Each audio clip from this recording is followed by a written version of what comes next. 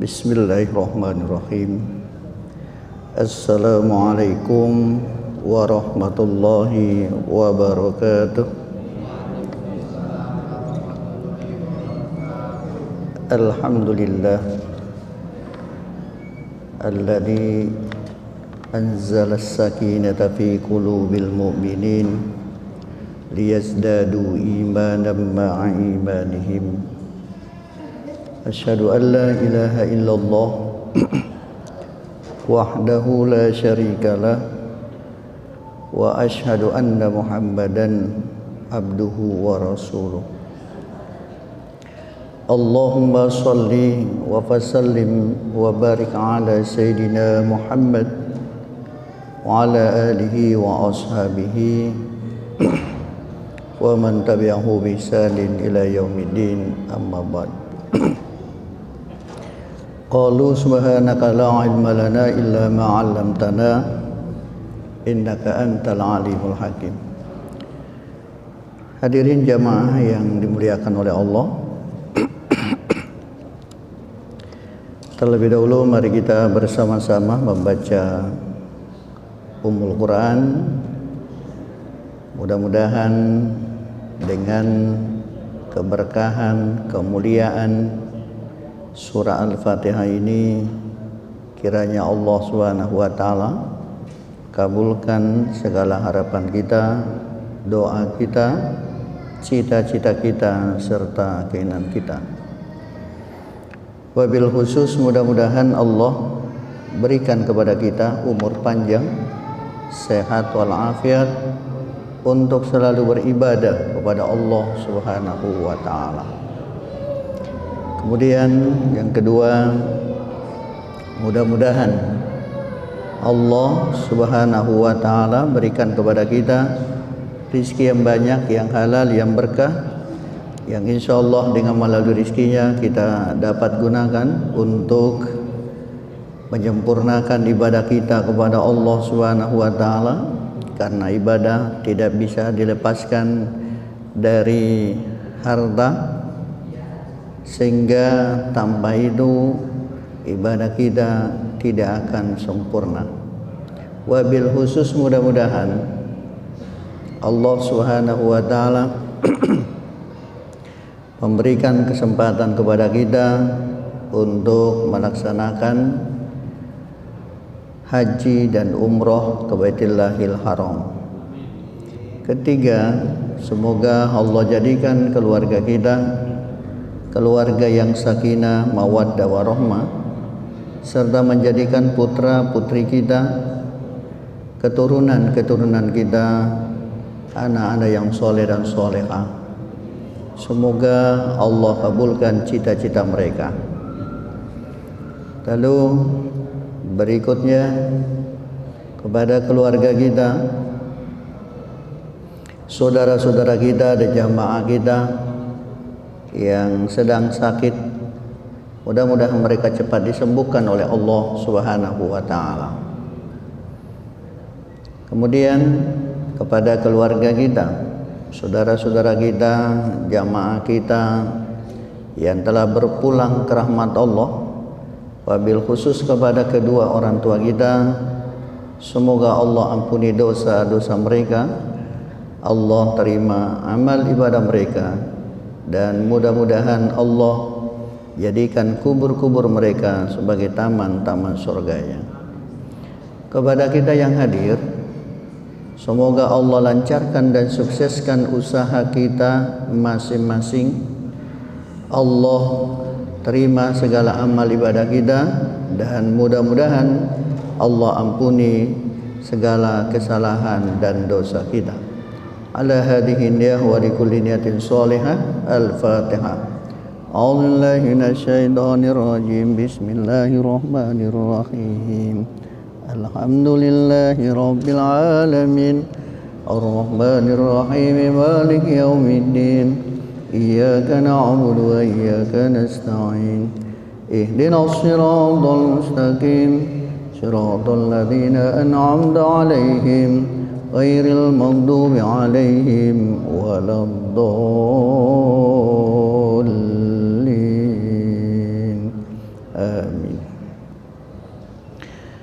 Saya ingin melanjutkan pembahasan kita berkaitan dengan wudhu, karena nanti saya mau upload ke YouTube, jadi bisa dilihat di YouTube. Kemarin kita sampaikan bahwa Abu Hanifah itu menyatakan bahwa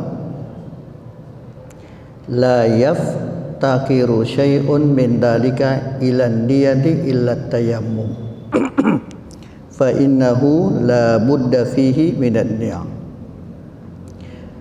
Kalau mandi junub, menurut Abu Hanifah tidak perlu niat, tidak membutuhkan niat. Kalau berwudu juga tidak memerlukan niat. Itu pendapatnya Abu Hanifah. Karena di dalam kitab Bidayatul Mujtahid disebutkan bahwa sesuatu yang jelas penggunaannya maka tidak membutuhkan niat. Tapi kalau sesuatu yang kita tidak pahami, maka itu membutuhkan niat. Sehingga beliau berpendapat yang boleh berniat itu adalah tayammum. Tidak bisa tidak, tayammum itu membutuhkan niat. Itu udah kita bahas ya. Wa mahallun niyati al-qalbu. Mahal, bukan mahal harganya mahal, bukan. Mahal itu artinya sumbernya. Sama dengan orang bilang gini, al-insanu mahallul khata' wan nisyan. Mahal itu sumbernya, tempatnya. Jadi manusia itu tempatnya, sumbernya salah dan lupa. Maka mahallun niyati, tempatnya niat itu adalah al-qalbu. Jadi harus ada di dalam hati. Itu saya sudah sampaikan kemarin juga. Akan tetapi wal kamalu ayyan tika bilisanihi bima nawahu biqalbihi. Tetapi sempurnanya niat itu adalah berbarengan antara ucapan dan hatinya. Itu lebih sempurna niatnya. Mulutnya ngomong, hatinya ngomong. Jadi sejalan antara ucapan dengan hatinya. Itu maka niatnya sempurna. Maka orang kalau ingin memastikan niatnya, bahwa niatnya itu benar-benar niatnya karena Allah, maka bagusnya diucapkan dan diikuti oleh hatinya. Maka kita tidak ragu-ragu lagi. Kalau hati doang berbicara, kayaknya kurang pas buat kita. Kadang-kadang kan begitu, ada orang berpikir begitu, kayaknya kurang pas ini kalau hati doang ngomong, agak jelas gitu kan. Karena itu untuk supaya lebih jelas, diucapkan dan diikuti dalam hati kita. Jadi berkaitan dengan niat sholat tadi, lafaz itu artinya ucapan, ungkapan atau lapas niat diajarkan oleh ulama kita, usolli fardal maghribi salasa rakaatin mustaqbilal kiblati. Kalau ada di masjid jelas menghadap kiblat, enggak perlu orang menghadap kiblat, udah. Yang boleh mengucapkan mustaqbilal kiblat itu adalah orang yang tidak jelas kiblatnya di mana. Itu. Sudah melihat Ka'bahnya, sudah melihat Masjidil Haramnya lah. Udah, usolli fardal maghribi salasa rakaatin ma'muman lillahi ta'ala. Itu lafaz. Ya terserah, lafaz itu tergantung bagaimana kita mengucapkannya. Akan tetapi ucapan itu harus sejalan dengan hati kita. Tidak boleh bertentangan. Mulutnya niat, hatinya mah kagak. Ada banyak orang begitu kan. Mulutnya doang yang ngomong, hatinya Kagak ngerti orang, dia kagak ngerti. Pokoknya niat itu usolli mau mali itu. Taunya doang, jadi ada di mulut, di hatinya ya kagak begitu hatinya mah. Nah, itu bagaimana manusia itu harus menselaraskan antara ucapan dan hatinya. Karena begitu pentingnya hati, karena hati itu adalah motornya, penggeraknya atau sumbernya segala kebaikan dan segala keburukan. Itu hati itu menjadi sumbernya. Maka hati itu harus baik. Kalau hatinya baik, insya Allah implikasinya itu bagus. Niatnya baik, orangnya jadi ramah. Karena dia memang nggak punya kepentingan apa-apa, dia mah baik sama orang. Hati orang yang baik pasti implikasinya baik juga.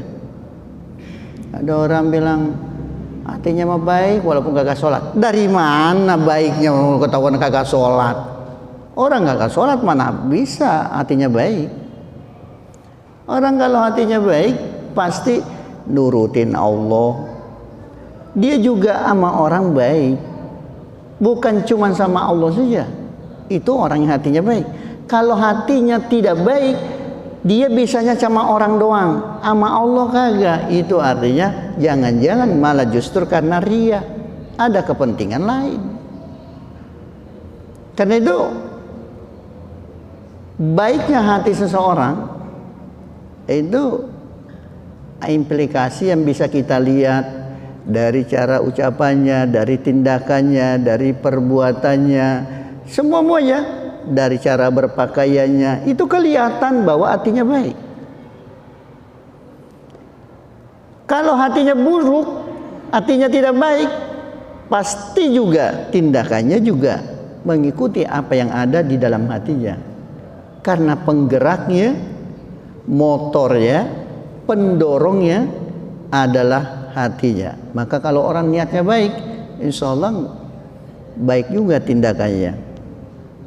Sebab itu hati dan ucapan harus sejalan, terutama dalam bentuk niat.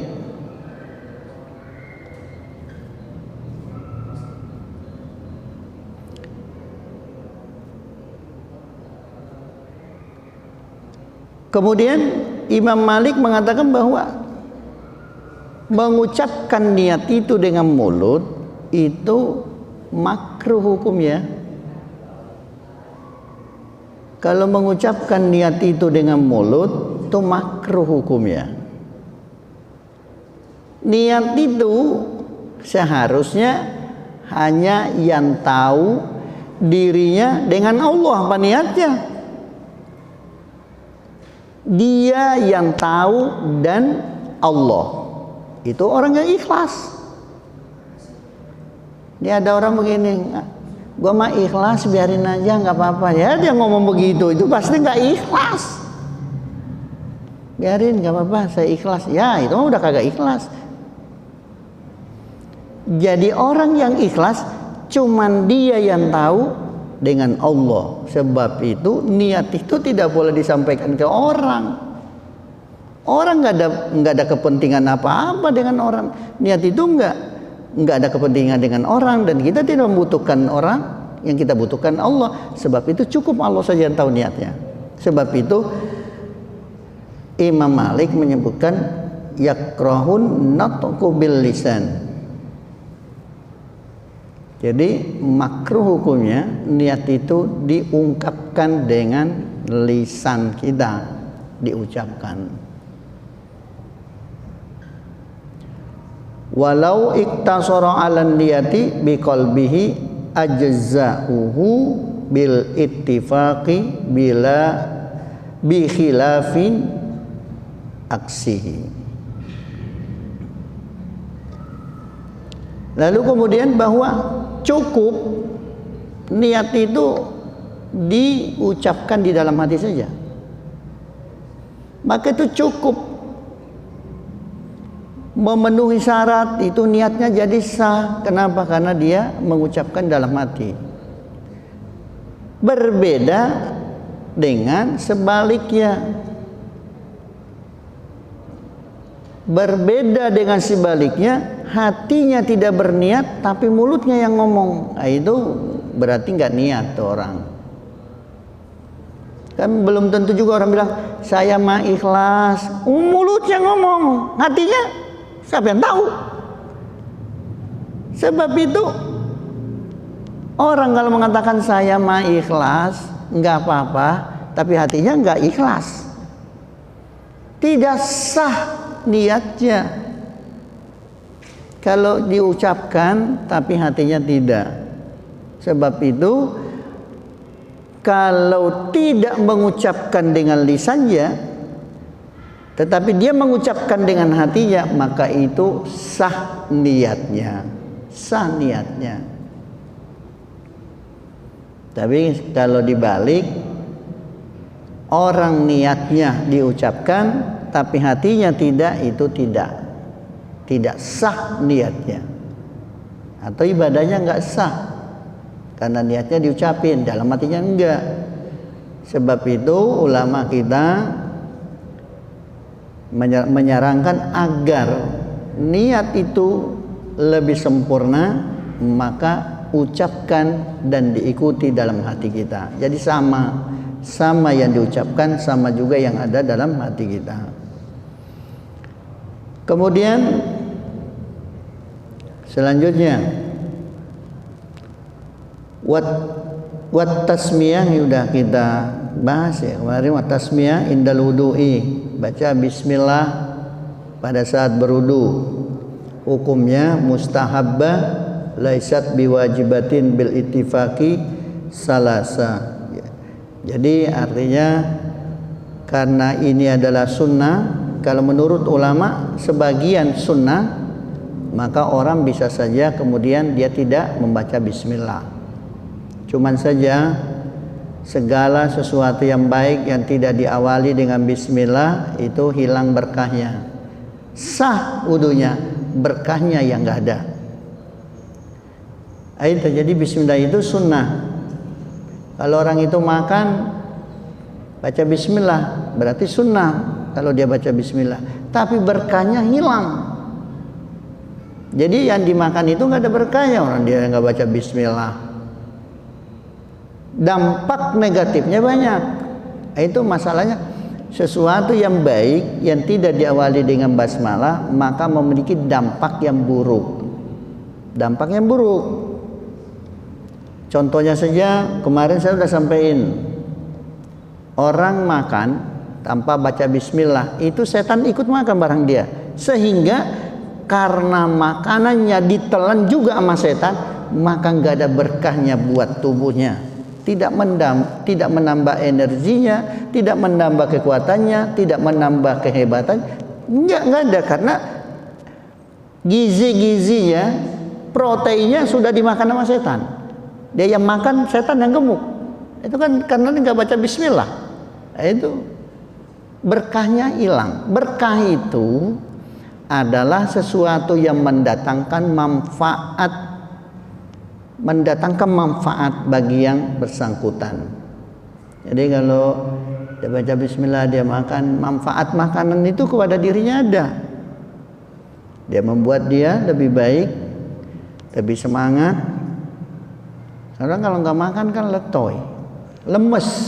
Dengan makan dia semangat, tidak lemas badannya.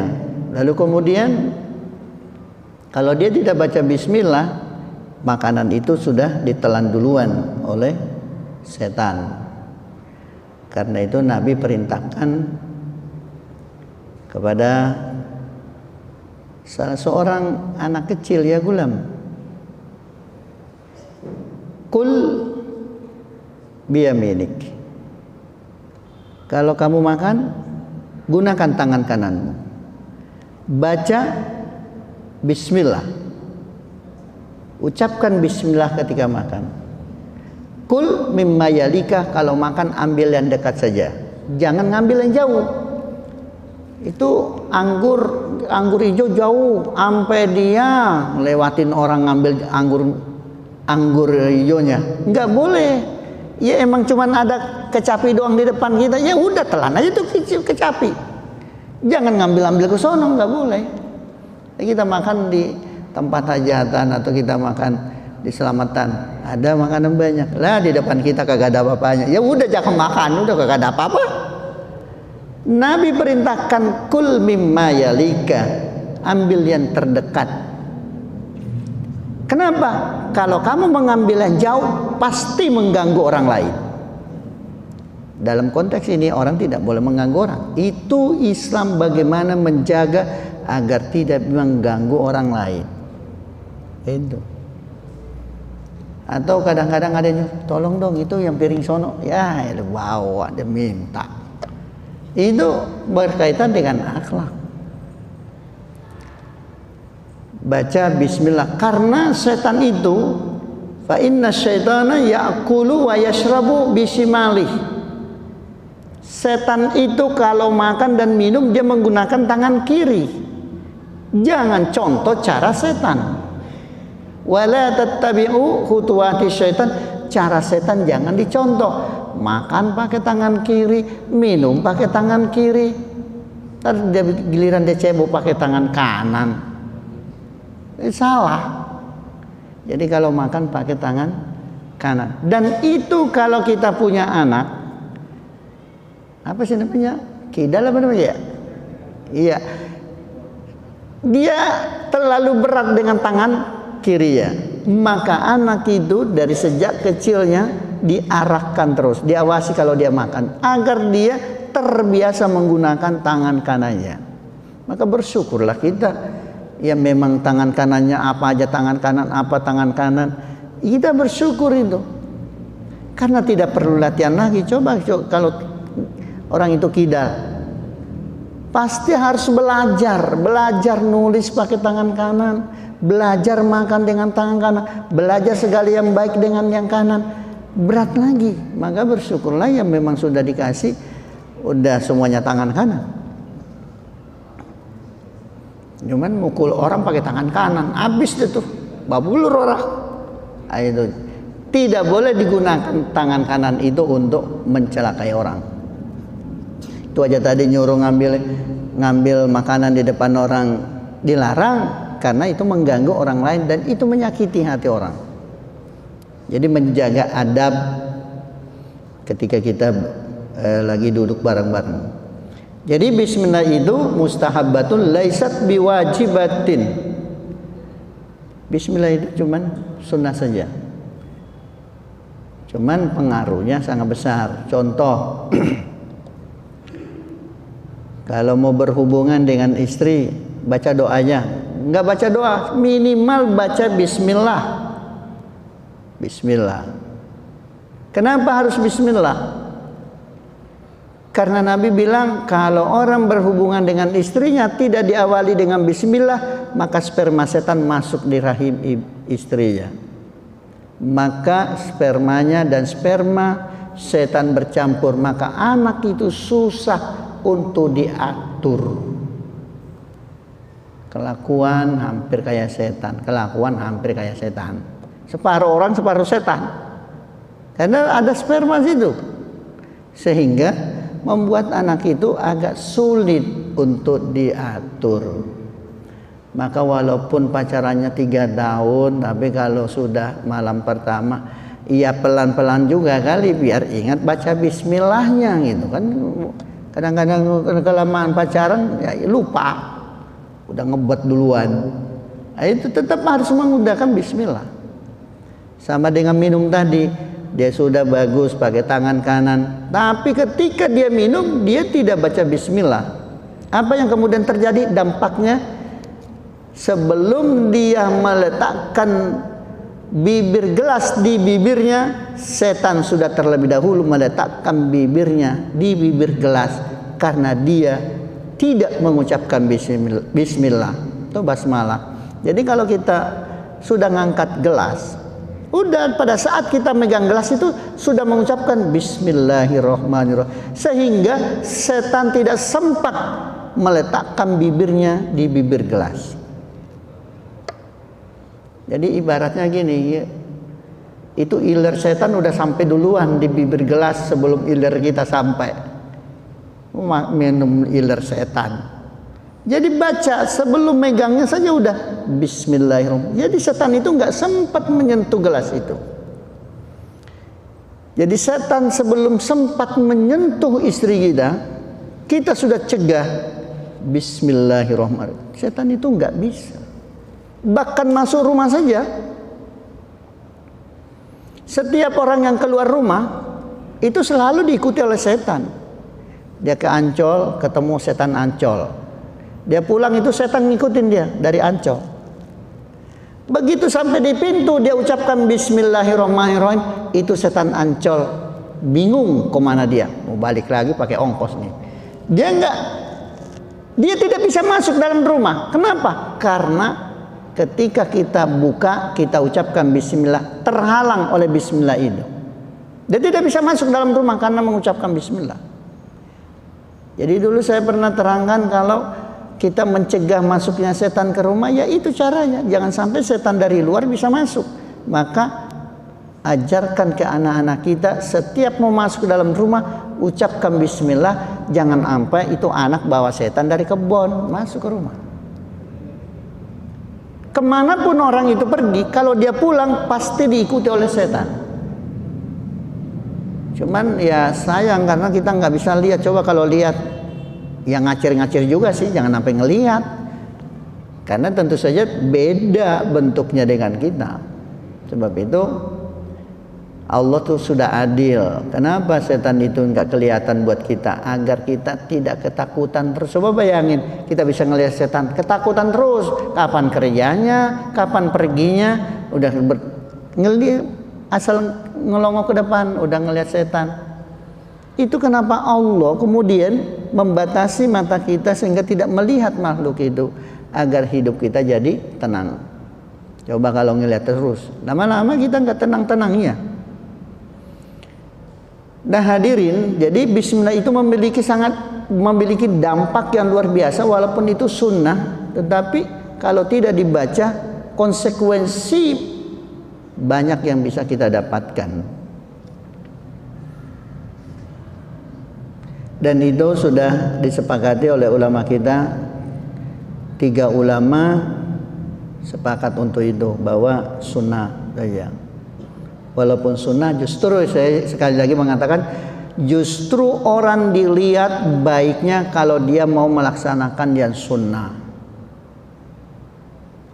Disunnahkan cuma disunnahkan, lo kerjain gua nggak dapat pahala, lo kagak kerjain saya nggak kasih pahala. Nah orang yang baik selalu ingin agar mendapatkan rahmat dari Allah, agar Allah senang sama dia, maka yang sunnah itu dikerjakan yang sunnah. Maka orang yang banyak mengerjakan sunnah itu adalah orang yang baik.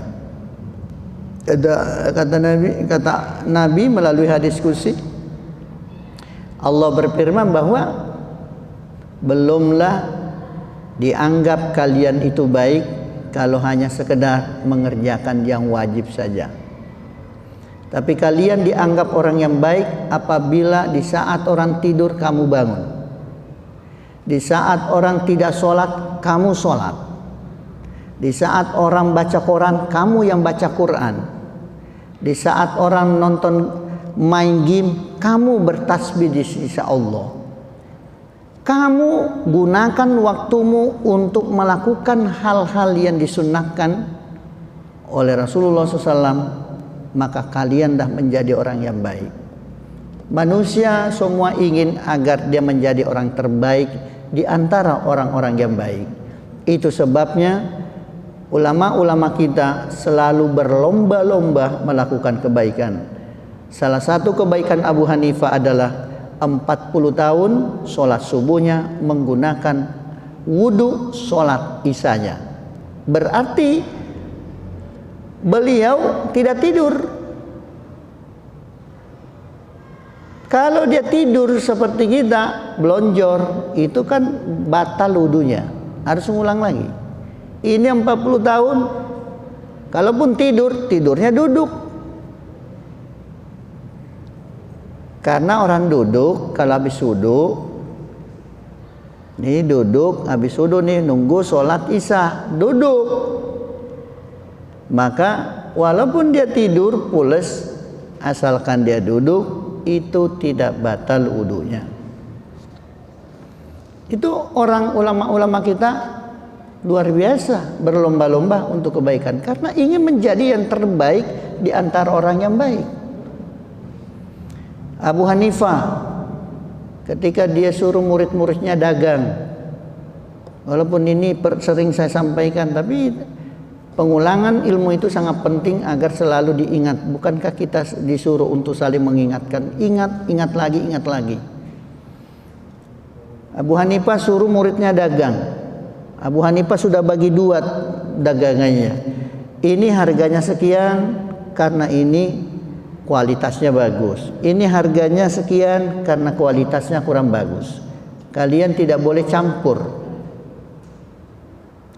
Yang namanya murid kadang-kadang melakukan sesuatu yang menurut pandangannya itu baik.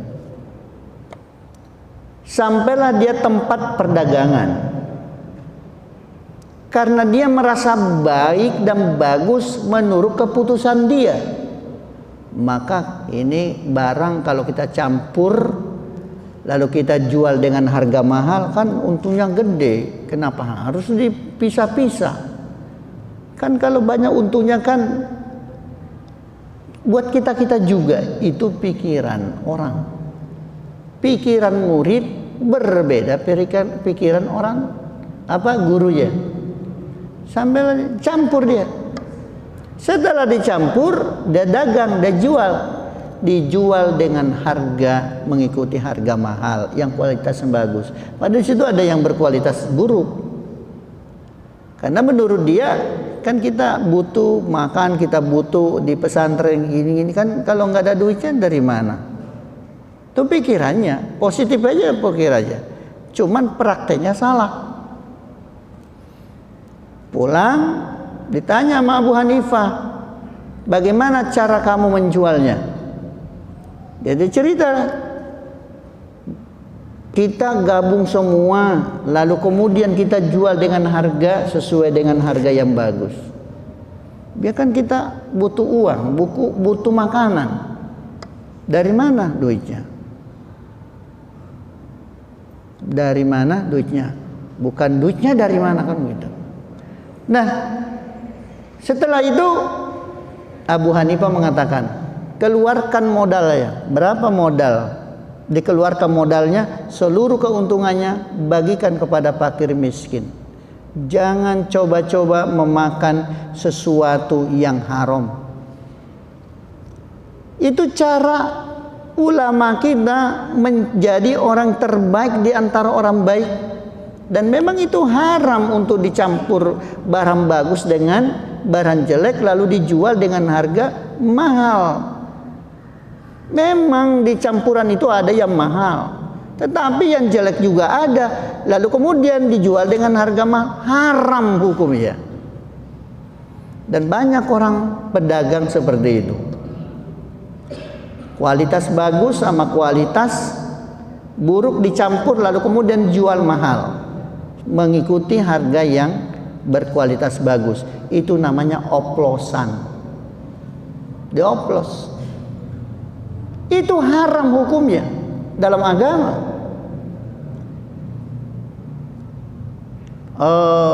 Bensin dicampur, lalu kemudian jual mahal, oplosan.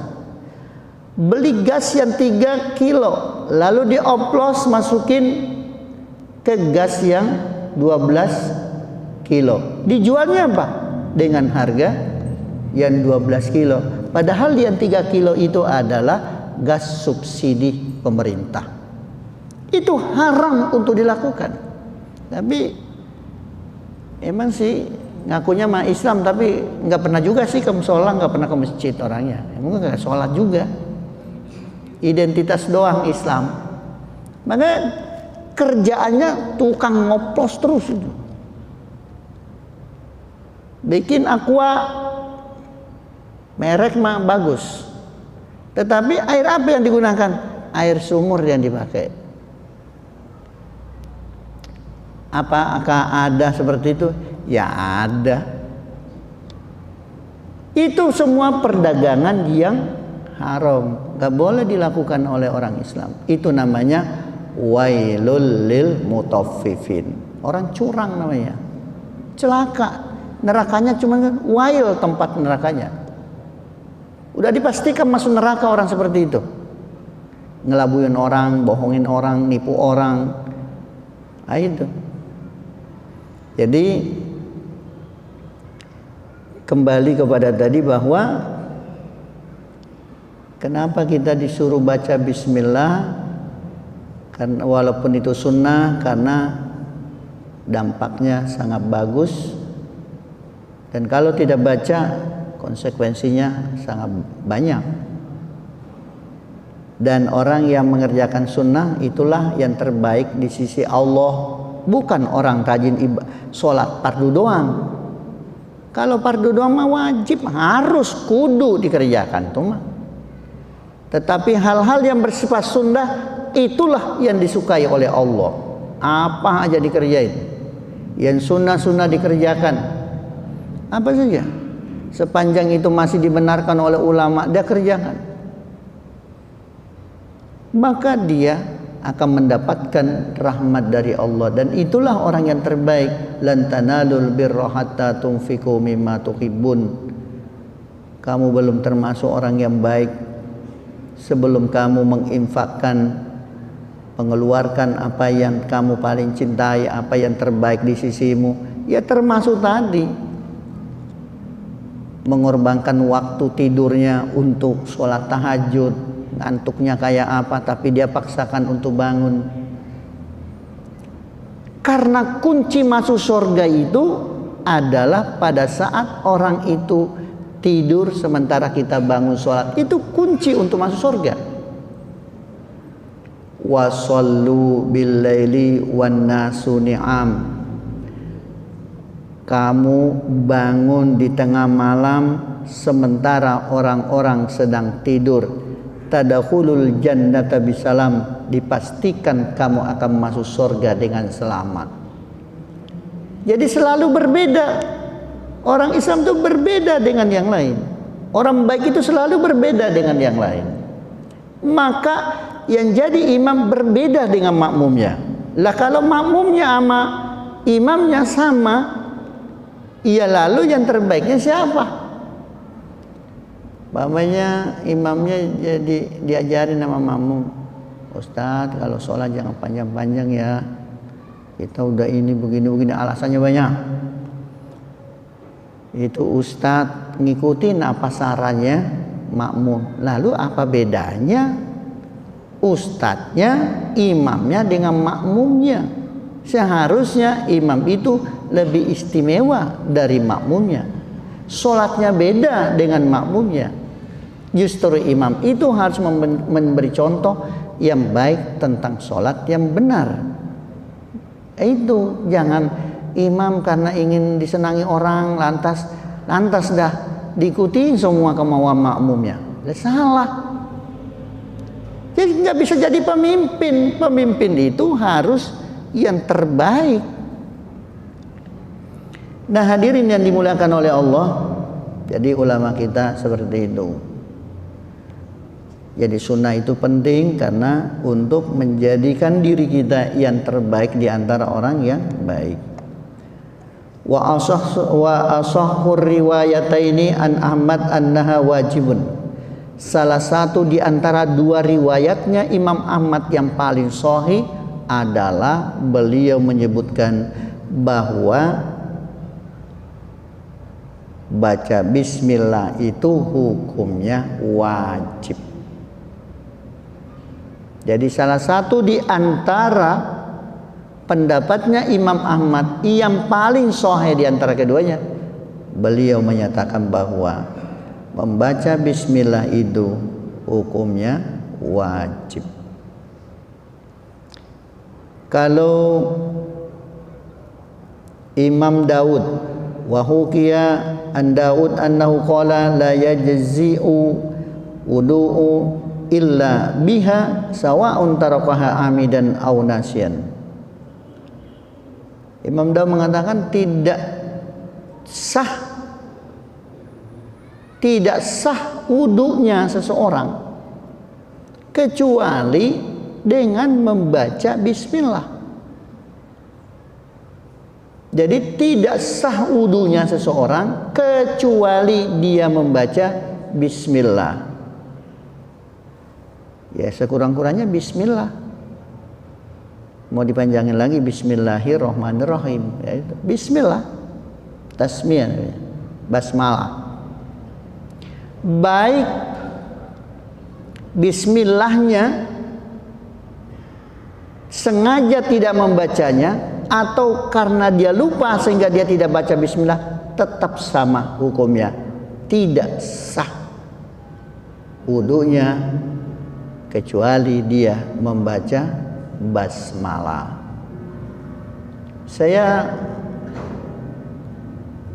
Artinya pendapat ulama ini menginginkan agar kita membiasakan diri untuk selalu menyebut nama Allah. Bukankah ayat paling pertama yang diturunkan oleh Allah adalah disuruh membaca nama Allah? Iqra bismi rabbik. Ketika ayat ini turun, kita tahu bahwa masyarakat pada saat itu adalah orang-orang musyrik. Ketika dia makan yang disebut Lata, Uzza, Manat, yang disebut nama-nama patung ya.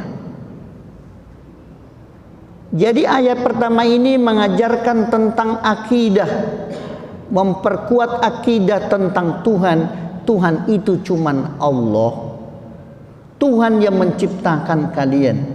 Kalau patung itu tidak pernah menciptakan kalian, maka itu bukan Tuhan kalian. Baik, mudah-mudahan Allah beri kita umur panjang, sehat walafiat dan ada manfaatnya. Atas kekurangannya mohon maaf. Subhanakallahumma wa bihamdika asyhadu an la ilaha illa anta astaghfiruka wa atubu ilaik. Wal afu minkum. Wassalamualaikum warahmatullahi wabarakatuh.